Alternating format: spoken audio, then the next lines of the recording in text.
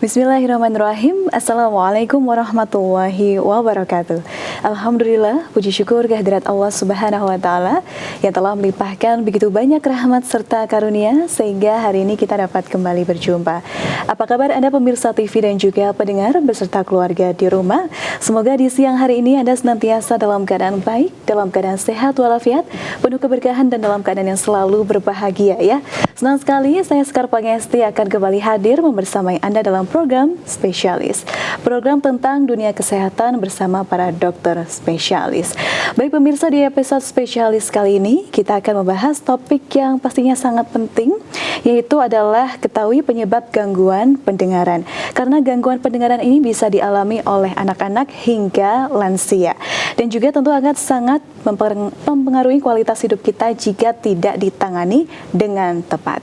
Baik, untuk episode kali ini tentang penyebab gangguan pendengaran, kami membuka kesempatan sebanyak-banyaknya untuk Anda dapat bertanya kepada dokter, konsultasi, bahkan ngobrol langsung di line telepon 0271 679 3000 atau Anda juga dapat mengirimkan pesan melalui WhatsApp dan juga SMS di 0811 255 3000. Dan alhamdulillah di siang hari ini kita akan dibersamai oleh Dr. Marisa Rizkiana DSP THTKL selaku dokter spesialis THT dari RSUD Bung Karno Surakarta. Kita sapa terlebih dahulu pemirsa.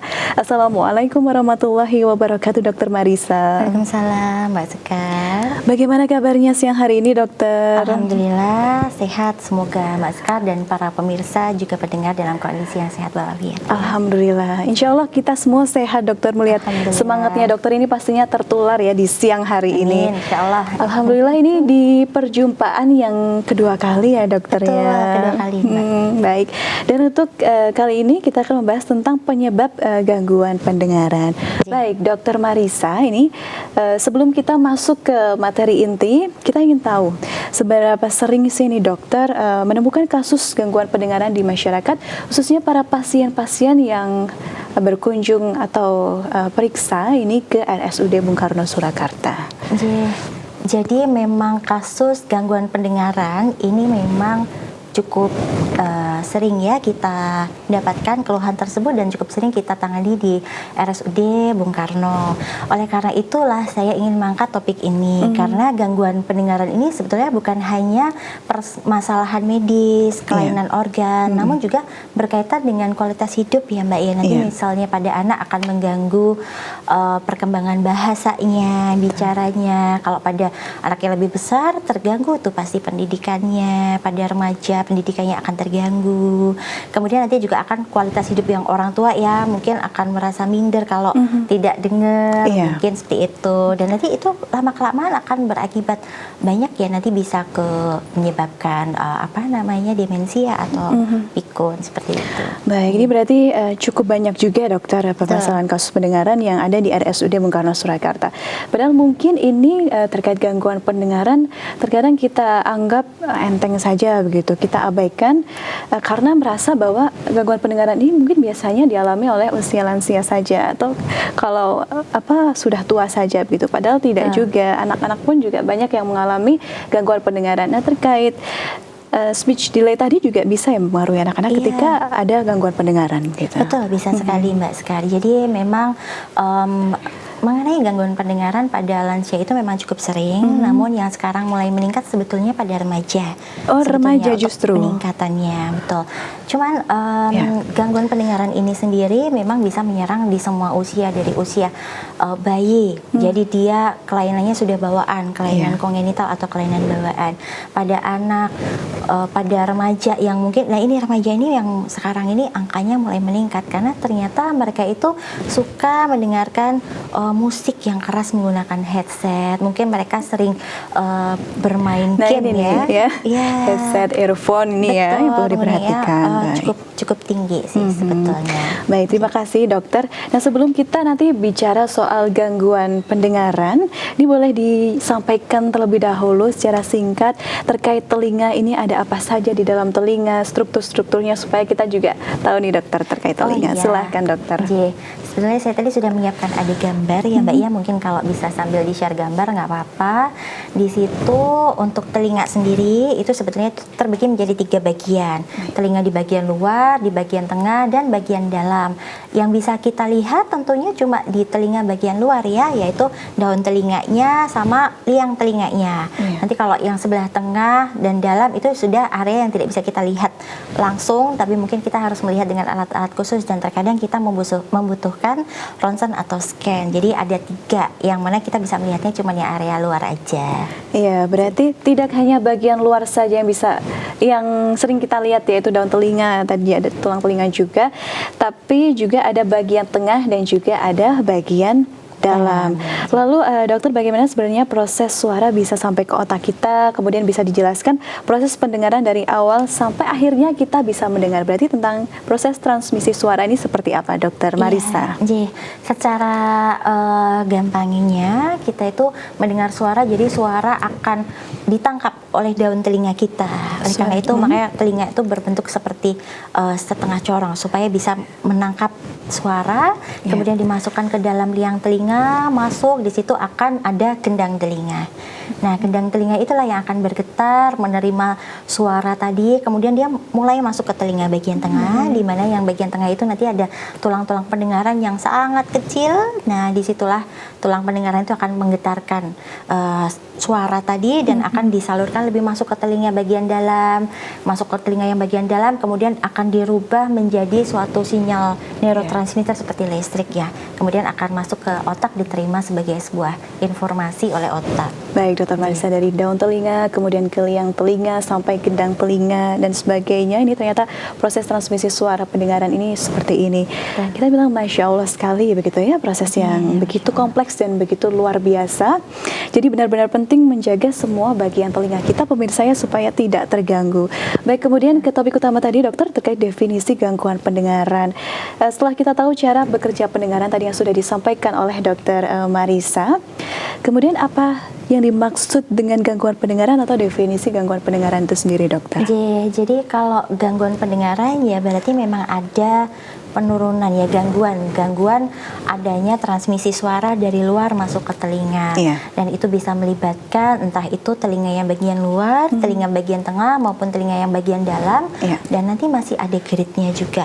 Ada yang grade-nya ringan, sedang, sampai berat, seperti itu.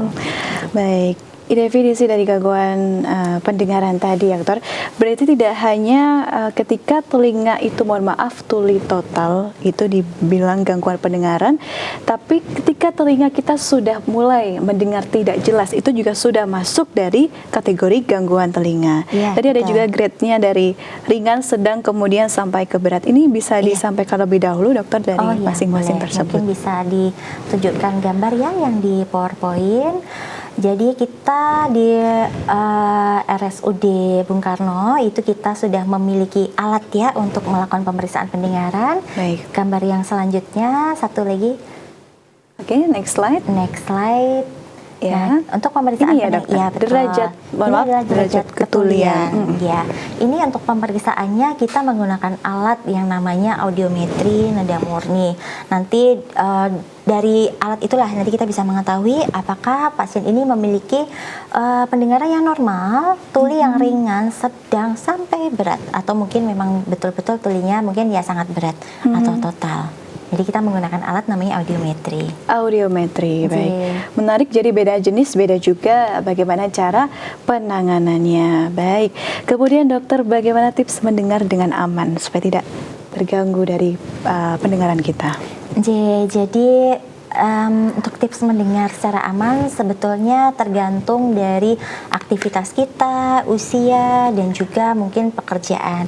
Kalau yang sekarang yang lagi hits itu karena anak remaja ya, tadi yang sudah disinggung di awal sudah ya. Kita singgung sejak awal, dia sering menggunakan headset, headphone, apapun yang tujuannya untuk mendengarkan musik secara kencang, berlebihan, atau mungkin bermain game. Jadi untuk amannya kita ada pedoman itu 60-60. Jadi untuk tinggi dari volumenya itu tidak boleh melebihi 60% dari volume total dari si alat, dan tidak boleh melebihi 60 menit setiap harinya.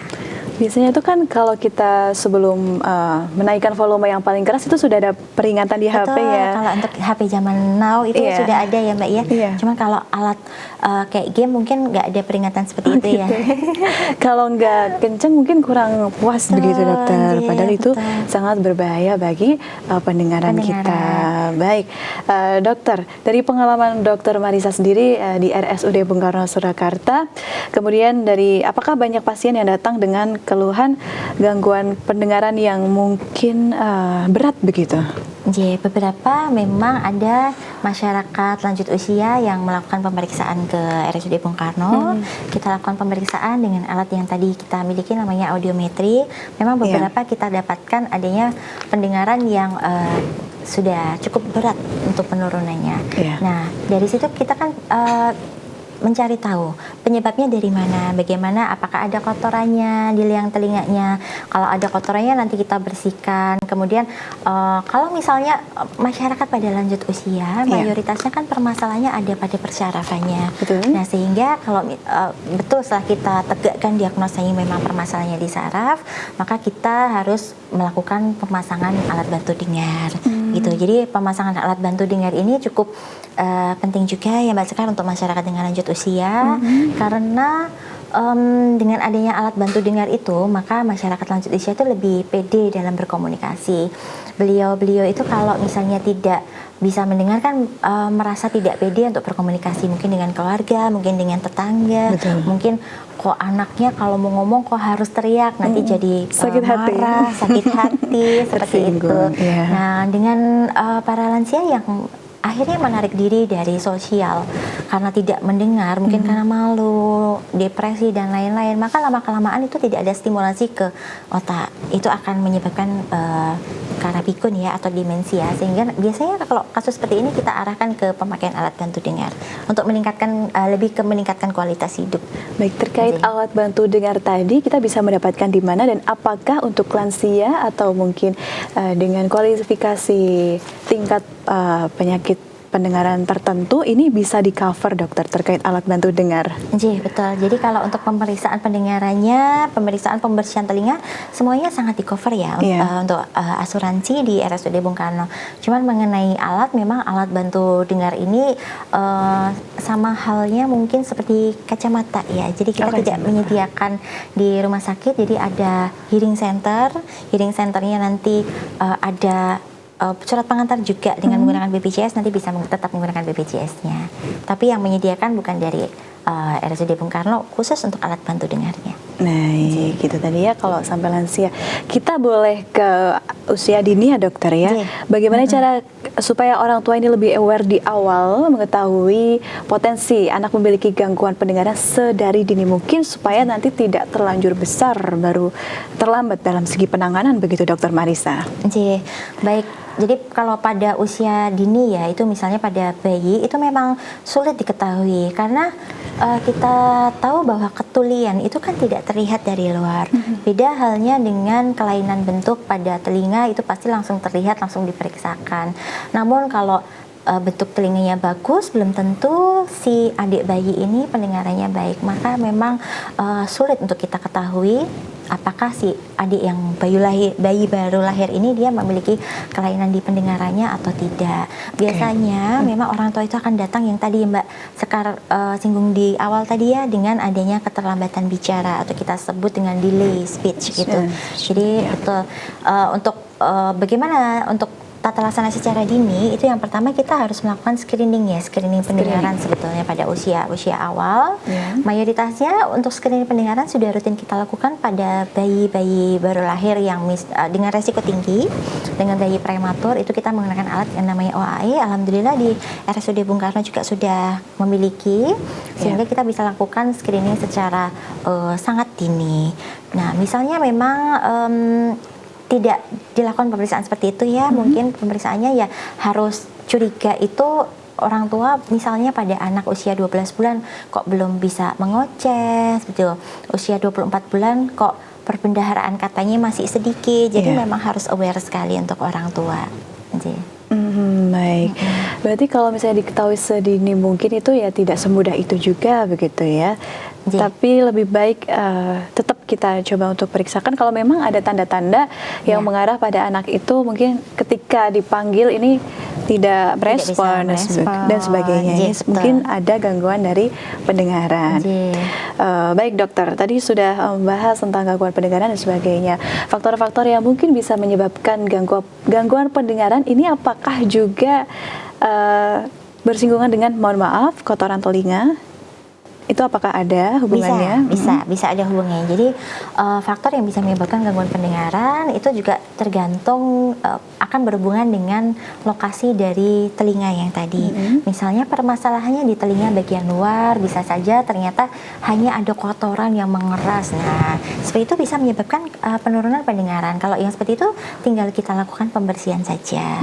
Kemudian bisa juga pada infeksi telinga yang berulang yang mungkin tidak sembuh atau tidak tata laksananya kurang baik ya, jadi berulang lagi, bulan depan juga sakit lagi telinganya, keluar cairan lagi. Nah, biasanya penurunan pendengaran yang pada kondisi tersebut itu karena gendang telinganya berlubang. Nah, kalau gendang telinganya berlubang, berarti harus kita lakukan penambalan ya pada gendang telinga tersebut. Beda lagi kalau setelah kita periksa, telinga luarnya bagus, tidak ada kotoran, gendang telinganya baik, ternyata permasalahannya ada di persarafan telinganya. Nah, kalau sudah sampai persarafan itu mayoritasnya memang sudah irreversibel, artinya dia sudah tidak bisa sembuh 100% kembali seperti semula. Baik, istilah kotoran telinga itu apa? Serumen. Nah, serumen atau mohon maaf, kotoran telinga ini kan biasanya jenisnya berbeda-beda pada masing-masing orang. Mungkin ada yang keras, ada yang lunak, ada juga mungkin yang sedikit cair begitu. Itu yang membedakan sebetulnya apa sih dokter? Apakah sudah dari sananya atau memang ada faktor lain begitu? Jadi perbedaan bentuk dari kotoran pada manusia itu ya sebetulnya memang sudah dari sananya. Bahkan itu bukan sesuatu yang akan menurun ya. Mungkin orang tuanya kotoran telinganya keras, nanti anaknya normal ya bisa-bisa aja. Sebenarnya yang lebih menyebabkan itu mungkin pertama dari aktivitasnya. Ada juga yang dia sering beraktivitas di luar, sering berkeringat dan berminyak, kelenjarnya lebih banyak minyaknya, itu bisa menyebabkan kotoran yang mungkin lebih ke lunak seperti itu. Yang mungkin agak sedikit kasihan tuh mungkin lubang telinganya kecil, jenis kotorannya keras, jadi pembersihannya juga ini mungkin harus ke dokter spesialis gitu ya. Tapi bagaimana ketika kecil ada pengalaman mungkin ketika membersihkan kotoran di dokter ini sampai berdarah ini seperti itu, bagaimana kasusnya dokter? Jadi perlu kita ketahui sebetulnya kalau telinga itu memiliki suatu mekanisme untuk membersihkan liang telinganya sendiri. Dengan kita ngobrol, dengan kita mengunyah itu di sini rahangnya akan bergerak dan kemudian kotoran atau si serumen tadi pelan-pelan dia akan berguling dan akan keluar. Karena kalau serumen terbentuk kan tidak langsung besar dan keras tapi pasti kecil. Justru dikarenakan mungkin kita yang gatal mengorek-ngorek sendiri dengan menggunakan alat, itulah yang menyebabkan kotoran tersebut bisa lebih masuk ke dalam atau dia lebih padat, nanti ditemukannya sudah dalam kondisi yang keras. Tidak jarang juga kita mendapati karena terlalu asik mengorek-ngorek telinga itu menyebabkan pengalamannya siapa ini ya? Iya dokter. Itu akan menyebabkan luka dan datang dengan kondisi telinga yang keluar darah. Di situ harus kita bersihkan dan kita cari tahu yang luka bagian yang mana. Apakah di liangnya saja ataukah ternyata melukai sampai si gendang telinganya, sampai gendang telinganya berlubang, atau mungkin dia hanya di daerah daun telinga saja, seperti itu. Yang paling berbahaya kalau sampai kecoblos ya si gendang telinganya, karena nanti pastinya pendengarannya akan sangat menurun. Berarti betul-betul harus hati-hati. Pertama tidak boleh dianggap enteng juga, tapi dalam pembersihan ini juga ternyata harus hati-hati begitu ya, dan lebih baik diperiksakan pada ahlinya begitu. Baik Dokter Marisa, tidak terasa nanti kita akan sambung ke segmen 2 sambil membacakan pertanyaan dari pemirsa. Kita akan break sejenak Dokter Marisa. Baik pemirsa TV dan juga pendengar, dimanapun Anda berada, jangan kemana-mana, tetap bersama kami dalam program Spesialis. Baik pemirsa MTA TV dan juga pendengar dimanapun Anda berada, terima kasih banyak masih bersama kami dalam program Spesialis. Kita juga masih membahas tentang pencegahan atau penyebab gangguan pendengaran, mohon maaf maksud kami. Dan kami juga masih membuka kesempatan untuk Anda dapat memberikan pertanyaan, konsultasi, bahkan ngobrol langsung dengan Dr. Marisa melalui line telepon di 02716793000 atau Anda juga dapat mengirimkan pesan melalui WhatsApp dan juga SMS di 08112553000. Dan kita juga masih bersama Dr. Marisa Rizkiana Dewi, spesialis THT-KL, selaku dokter spesialis THT dari RSUD Bung Karno, Surakarta. Baik, masih kita lanjutkan bersama Dr. Marisa. Masih semangat Dr. Marisa? Alhamdulillah. Masih tentunya pemirsa dan pendengar ini juga tetap harus semangat. Kami tunggu pertanyaan Anda dan juga teleponnya. Baik, sudah ada telepon masuk Dr. Marisa, kita angkat terlebih dahulu. Iya. Baik, Assalamualaikum warahmatullahi wabarakatuh. Waalaikumsalam warahmatullahi wabarakatuh. Iya, baik, dengan Ibu siapa, dari mana? Dengan Ibu Sri, Mbak Sekar. Ibu Sri ya, baik. Apa yang ingin ditanyakan, silahkan Ibu Sri. Assalamualaikum warahmatullahi wabarakatuh, dokter. Waalaikumsalam Ibu. Begini dok, telinga saya tuh apabila pas kita tidur miring ke kanan, itu kok berasanya ini kayak ngung kayak apa ya, gimana ya, kayak rasanya tuh berbunyi gitu loh. Berdengeng gitu. J. Nah, yang seperti itu gimana ya dok ya? J. Apakah Mohon solusinya, dan atas solusinya terima kasih. Assalamualaikum warahmatullahi wabarakatuh. Waalaikumsalam warahmatullahi wabarakatuh. Baik, tadi kasusnya dari Bu Sri ini tidur miring ke kanan ini seperti berdengung atau mendengging gitu ya. Bagaimana dokter? Langsung dijawab ya Mbak. Silahkan Dokter Marisa. Jadi sebetulnya apakah keluhan mendengungnya itu terjadi hanya saat posisi miring itu saja, atau berhubungan dengan posisi yang lain, atau mungkin juga berhubungan dengan aktivitas di hari itu? Nah, sebetulnya masih banyak pertanyaan ya yang harus kita gali berhubungan dengan si keluhan mendengung atau yang kita sebut dengan tinnitus. Seperti itu. Banyak sekali hal-hal yang harus kita tanyakan dan mungkin juga harus kita lakukan pemeriksaan. Banyak. Yang pertama mungkin nanti kita harus lihat apakah ibu memiliki tensi yang tinggi, apakah ibu memiliki riwayat paparan bising yang cukup tinggi dan lama. Misalnya kalau banyak pada orang yang bekerja di pabrik itu kan ada paparan bising yang cukup tinggi itu, betul. Biasanya pada malam hari atau setelah beberapa tahun itu akan ada keluhan berdengingnya. Kemudian kita harus lakukan pemeriksaan juga nih Bu, mungkin bisa ketemu boleh di RSUD Bung Karno atau di mana di sekitarnya gitu, boleh dilakukan pemeriksaan nanti. Apakah mungkin hanya karena kotoran saja? Itu bisa. Jadi kalau hanya kotoran saja, pada saat ibu miring ke telinga yang tadi misalnya ke kanan, itu bisa saja si telinga tadi kotorannya akan semakin menutup dan menimbulkan suara yang berdengung. Itu bisa. Kalau ada kotorannya nanti tinggal kita bersihkan saja. Kemudian kita juga perlu melihat selain mencari kotoran, kita juga perlu mencari hal-hal yang lainnya. Apakah bagaimana kondisi gendang telinganya? Apakah ada infeksi, dan kemudian apakah ada gangguan pendengar dan lain-lain. Jadi kalau hanya untuk berdengung, dengung ini kebetulan tinnitus ini sangat berhubungan dengan banyak permasalahan di telinga. Bisa dari permasalahan paling ringan yaitu kotoran saja, bisa jadi dia hanya merupakan suatu gejala ibunya ada hipertensi atau tensi yang tinggi, bisa juga karena paparan suara bising yang cukup lama sehingga harus kita lakukan pemeriksaan lebih lengkap. Iya. Berarti tidak bisa diagnosis secara langsung juga, tetap perlu ini ya digali terlebih dahulu. Iya, betul. Lebih lanjut. Betul. Jadi kalau untuk telinga itu mayoritasnya kita tetap harus lihat. Harus lihat. Baik. Nanti bisa langsung saja Ibu Sri ya ke RSUD Bung Karno Surakarta begitu. Baik, dokter, boleh disampaikan ini terkait jam prakteknya khususnya untuk layanan spesialis THT atau telinga hidung tenggorokan ini biasanya jam berapa gitu? Jadi alhamdulillah di RSUD Bung Karno itu ada 2 dokter spesialis THT, yang mana satu nanti akan berpraktek di pagi hari dan satu akan berpraktek di sore hari, insya Allah dari Senin sampai Sabtu khusus untuk Sabtu semuanya pagi, dua-duanya. Kalau Dokter Marisa ini yang pagi apa Kalau sore? saya yang bagiannya sore. Oh, bagian sore. Nanti kalau ingin bertemu Dokter Marisa ini ya bisa Silahkan. ke RSUD Bung Karno yang sore. Yang sore, boleh. Baik, kemudian untuk layanan BPJS di RSUD Bung Karno Surakarta ini seperti apa Dokter Marisa? Jadi kalau layanan BPJS, pokoknya jangan khawatir, itu kita semua sama ya, mau itu pembiayaannya mau yang BPJS, pembiayaan umum dan lain-lain itu semuanya sama insya Allah, dari pemeriksaannya, alat-alatnya, alat pendengaran, kemudian untuk obat-obatannya insya Allah semuanya bisa ditangani dengan sama ya, sama baiknya. Tentunya kalau untuk BPJS ya harus menggunakan surat rujukan dahulu ya, dari PPK 1, mungkin dari puskesmas di dekatnya, atau mungkin ada yang dari klinik mana, seperti itu. Baik, terima kasih Dokter Marisa. Ini jangan ragu-ragu, silakan untuk langsung saja periksa ke RSUD Bung Karno Surakarta. Baik, kita membacakan pertanyaan dari pesan ada di 255 3000 Dokter Marisa. Ini dari Ibu Titi begitu ya. Assalamualaikum dokter, saya punya keponakan yang tuli diawali dengan pada waktu usia 10 tahun.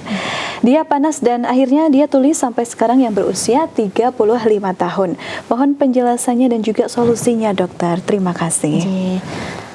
Sebelumnya terima kasih Bu Titi atas pertanyaannya. Jadi untuk keponakan yang pada usia 10 tahun mengalami demam Kalau demam kita asumsikan kemungkinan pada saat itu pada usia 10 tahun keponakan Ibu Titi ini mengalami suatu infeksi telinga. Entah itu suatu infeksi yang pertama atau merupakan suatu infeksi yang sudah berulang.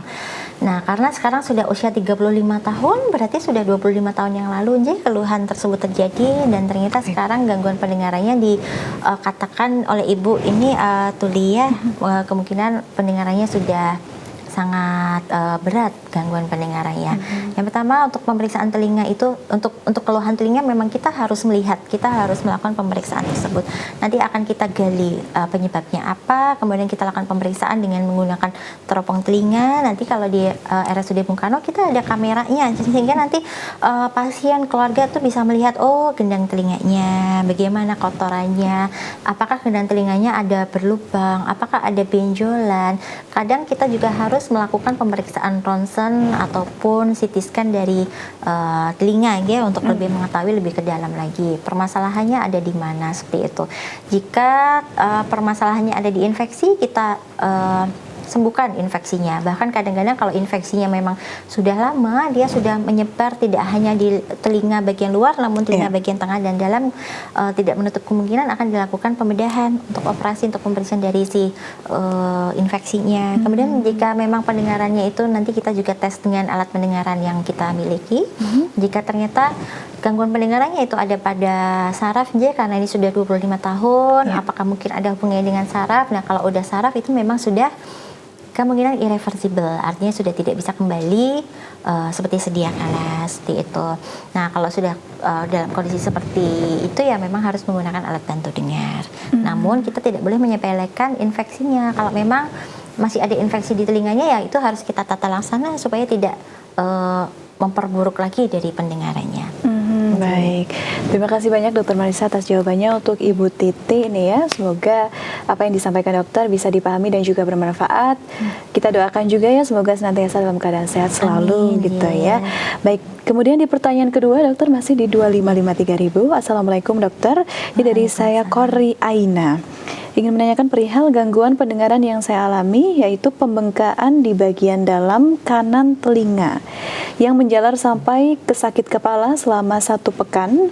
Padahal saya terhitung jarang mendengarkan musik menggunakan headset, tetapi setelah diagnosa itu saya hanya diberi obat dan dianjurkan setelah obat habis harus melakukan prosedur sedot telinga untuk membersihkan bagian dalam.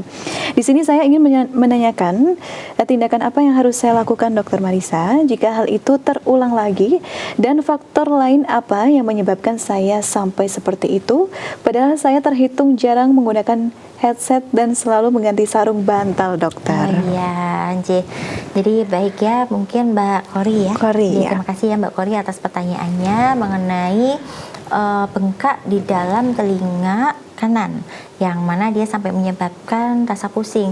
Nah, itu juga harus kita lakukan pemeriksaan bengkaknya di area yang mana. Apakah di daun telinganya, liang telinganya, kemudian dari bengkak itu apakah kita bisa melihat sebuah luka, atau mungkin kita bisa melihat bagaimana gendang telinganya. Apakah gendang telinganya juga ada telinga yang berlubang, misalnya gendang telinganya dan lain-lain. Nah, apa yang bisa menyebabkan si adanya bengkak pada telinga itu yang pertama biasanya itu adalah infeksi. Jadi liang telinga itu masuk dalam telinga yang bagian luar, dan banyak sekali hal yang bisa menyebabkan ada infeksi pada telinga yang bagian luar. Bisa jadi kalau mayoritasnya nih ya Mbak Sekar itu adalah karena kebiasaan mengorek-orek telinga dengan menggunakan cotton bud. Mayoritas sekarang karena adanya alat untuk pengambilan serumen secara mandiri yang dijual bebas, betul. itu tidak jarang juga kita temui pasien dengan adanya pembengkakan yang ada di liang telinga itu karena penggunaan alat tersebut secara tidak benar dan juga berlebihan. Mungkin ada lecet kecil yang mungkin tidak terlihat, tidak menyebabkan pendarahan, tapi dari lecet itu ternyata masuklah kuman, masuklah bakteri sehingga jadi infeksi, jadilah bengkak. Nah, mungkin kemarin yang terjadi pada Mbak Kori ini seperti itu, ada infeksi di telinga luar, kemudian terjadi pembengkakan, kemudian diobatin. Begitu sudah terbuka, sudah tidak bengkak lagi, ternyata ketahuan di belakang bengkak itu ada kotoran yang terdorong masuk, mungkin tadi pada saat sedang membersihkan dengan menggunakan alat. Nah, setelah disembuhkan, infeksinya sudah terbuka, maka pembersihan dari telinga itu akan lebih mudah kita lakukan. Nah, jadi tidak bosan-bosan ya kita ingatkan juga kepada para pemirsa dan pendengar untuk tidak menggunakan, tidak membersihkan telinga secara berlebihan. Boleh sih misalnya mau menggunakan cotton bud, tapi hanya boleh di area daunnya aja, daun telinganya aja, tidak boleh masuk ke lubangnya, ke liangnya itu tidak boleh kita bersihkan, karena telinga itu memiliki mekanisme pembersihan sendiri yang tadi kita jelaskan di awal ya. Dengan kita mengunyah, berbicara, maka rahang itu akan bergerak dan kotoran itu pelan-pelan dia akan bergulir keluar sendiri. Seperti itu. Baik, ini untuk Mbak Kori tadi ya, mudah-mudahan apa yang disampaikan dokter ini dapat dipahami dan juga pastinya bermanfaat. Tapi terkadang juga nih ya dokter ya, kalau ada kotoran telinga kadang-kadang misalnya kita bersihin daun telinga pakai cotton bud, wah ada kotoran sedikit nih, kadang gemes juga pengen bersihin juga betul, gitu kan kadang. Tangan kita tuh kadang gatel gitu. Iya betul, dan semakin sering kita membersihkan itu semakin gatel. Gitu, baik tangannya, baik telinganya, kayak lebih memicu orang itu untuk lebih mencari lebih ke dalam. Berarti alat-alat yang memang dijual bebas ini yang bisa digunakan secara mandiri gitu, berarti juga harus hati-hati dalam penggunaannya. Betul. Sebetulnya memang tidak boleh ya, karena kalau kita membersihkan sendiri kita tidak bisa melihat liang telinga kita sendiri. Dan liang telinga itu kan tidak lurus, tapi bentuknya dia agak berkelok. Kalau keasikan tidak tahu-tahu sudah sampai gendang telinga. Nanti terjadi luka dan infeksi. Nanti jadi gangguan pendengaran nih, seperti topik kita hari ini. Terima kasih dokter, ini jadi pengingat juga buat kita semua ya, supaya kalau memang ingin membersihkan telinga yang aman dan juga tidak nanti berdampak lebih buruk, ini langsung saja ke dokter spesialis THT khususnya di RSUD Bung Karno Surakarta dengan pelayanan yang ramah, cepat dan juga pastinya memuaskan insya Allah. Baik, kita ke pertanyaan lagi dokter, ada di 255 3000. Assalamualaikum dokter. Ini telinga saya sering sekali nyeri dan kadar suaranya sangat sedikit. Rasa nyerinya sampai ke pipi dan sering kali keluar cairan kuning, dokter Marisa. Tidak disebutkan namanya.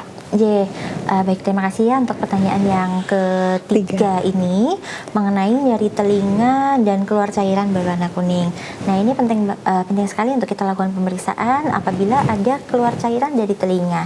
Karena keluar cairan dari telinga itu mengindikasikan banyak hal. Bisa jadi itu hanya kotoran saja, yang kotoran telinga berwarna kuning bisa jadi itu ada infeksi dari telinga yang luar, itu bisa.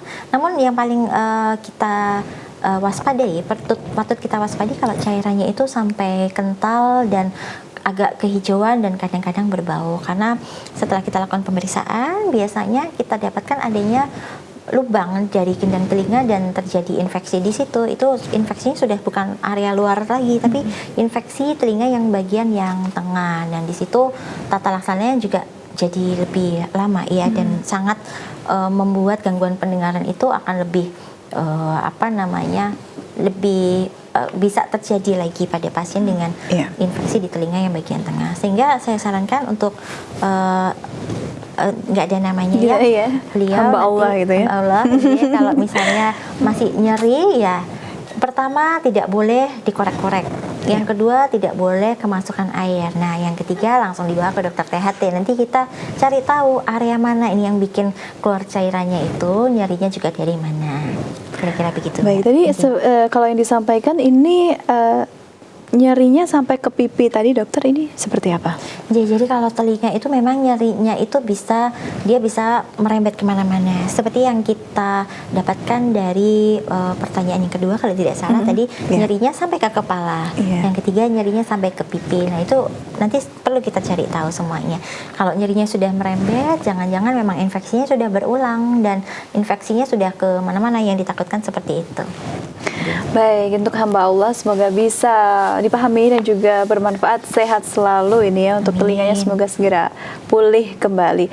Baik dokter, terkait apa yang sering digunakan khususnya anak-anak muda, tapi tidak hanya anak muda sih, orang dewasa pun juga menggunakan ini earphone, headset dan sebagainya. Ini seharusnya memang ada pembersihan berkala atau seperti apa? Karena katanya juga di dalam atau di bagian luar itu pasti banyak bakterinya seperti itu. Betul. Jadi untuk pemakaian headset, headphone seperti itu sebetulnya yang lebih kita sebagai dokter THT sarankan itu adalah penggunaannya, yaitu volume. Yang pertama, volumenya tidak boleh melebihi 60% dari volume total dari volume device-nya, apakah itu HP ataukah itu laptop, tidak boleh melebihi 60%. Kemudian 60 tadi ya? Iya, 60. 60. Dan yang kedua adalah tidak boleh melebihi dari 1 jam pemakaian dari si headset tersebut. Nah, kalau masalah headset, headphone tersebut dipakai tiap hari, ya tentunya kalau misalnya yang ada bahan busanya ya Mbak ya, mungkin terkena keringat, mungkin pemakaian lebih dari 1 jam per hari, kemudian dia menyerap keringat dari telinga, dari rambut di sekitarnya, kemudian akan menjadi lembab. Nah itu akan timbul permasalahan yang baru jika besok digunakan lagi dengan intensitas yang sama panjangnya. Tidak hanya gangguan pendengaran yang didapat, mungkin juga ada infeksi telinga akibat pemakaian alat yang tidak bersih. Bisa juga ada nanti namanya jamur di dalam telinga karena terlalu lembab telinganya. Berarti untuk pembersihannya ada tipsnya tidak dokter? Nah kalau untuk alatnya, kalau alat sih kita tidak ada tips-tips khusus ya untuk pembersihannya. Yang perlu kita berulang-ulang edukasikan adalah waktunya, tidak boleh lebih dari 60 menit dan tidak boleh melebihi 60% dari volume. Baik, itu tadi ya tips dari dokter terkait penggunaan headset ataupun earphone tadi. Dan kalau bisa itu dijadikan barang pribadi ya, kalau bisa jangan sampai bergantian. Kalau bisa malah tidak menggunakan headphone ya. Justru. Baik, Dokter Marissa, terima kasih banyak, tidak terasa, tapi boleh untuk closing statement atau final statement ini terkait penyebab gangguan pendengaran, ada yang disampaikan atau dipesankan kepada para pemirsa dan juga pendengar untuk lebih memperhatikan lagi kesehatan telinga. Silahkan dokter. Baik, terima kasih Mbak Sekar. Jadi sebagai penutup nih ya Mbak, saya ingin menekankan itu ada 3 poin penting. Yang pertama, deteksi dini itu adalah kunci, terutama pada anak dan pada lansia, di mana gangguan pendengaran itu kan sering tidak terdeteksi secara dini. Ini nanti kaitannya dengan kualitas hidup ya. Kemudian yang kedua, pencegahan itu lebih baik daripada pengobatan. Jadi terutama pada remaja-remaja itu harus menghindari paparan suara yang keras, tidak menggunakan headset, headphone yang berlebihan. Kemudian jika mengalami infeksi telinga ya diperiksakan. Jadi biar tidak ada infeksi telinga berulang atau infeksi telinga yang tidak ditangani dengan baik. Kemudian gangguan pendengaran itu sendiri itu memerlukan pendekatan yang multidisiplin ya. Jadi tidak hanya dokter THT yang akan terlibat. Jadi ada dokter THT, nanti ada audiolog, kalau pada anak nanti ada terapisnya. Kadang-kadang ya tentunya ada keterlibatan untuk keluarga juga. Dan pesan saya sederhana ya, jangan ganggukan, jangan abaikan gangguan pendengaran karena dampaknya itu bisa lebih besar dari yang kita pikirkan. Misalnya pada anak itu akan menghambat tumbuh kembangnya. Kalau pada remaja itu akan merusak prestasinya. Kalau pada lansia itu akan mempercepat penurunan kognitifnya. Jadi kualitas hidupnya itu akan buruk. Kira-kira seperti itu ya. Baik, terima kasih dokter. Yang perlu diperhatikan tadi ya, deteksi dini itu penting karena juga mempengaruhi dari kualitas hidup, kemudian juga juga terkait mencegah lebih baik gitu ya daripada mengobati, dan juga terkait infeksi telinga ini juga harus betul-betul diperhatikan dan juga memerlukan pendekatan yang multidisiplin. Masih banyak lagi sebenarnya pastinya ingin disampaikan Dokter Marisa, tapi tidak terasa waktunya sudah habis. Dokter Marisa, kami ucapkan terima kasih banyak atas apa yang disampaikan hari ini, pastinya sangat bermanfaat bagi kita semua. Semoga di lain kesempatan kita bisa berjumpa lagi dengan Dokter Marisa dengan materi yang pastinya luar biasa bermanfaat bagi kita semua. Sehat selalu kami ucapkan untuk Dokter Marisa, dan selamat bertugas kembali dokter. Terima kasih Mbak. Assalamualaikum warahmatullahi wabarakatuh. Waalaikumsalam warahmatullahi wabarakatuh. Baik pemirsa MTA TV dan juga pendengar dimanapun Anda berada, terima kasih banyak telah menyaksikan program Spesialis. Kami ingatkan jangan lupa saksikan Spesialis setiap hari Senin pukul 13 waktu Indonesia Barat hanya di channel terpilih MTA TV. Saya Sekar Pangesti mewakili seluruh rekan yang bertugas hari ini mengucapkan terima kasih dan pamit undur diri. Wassalamualaikum warahmatullahi wabarakatuh.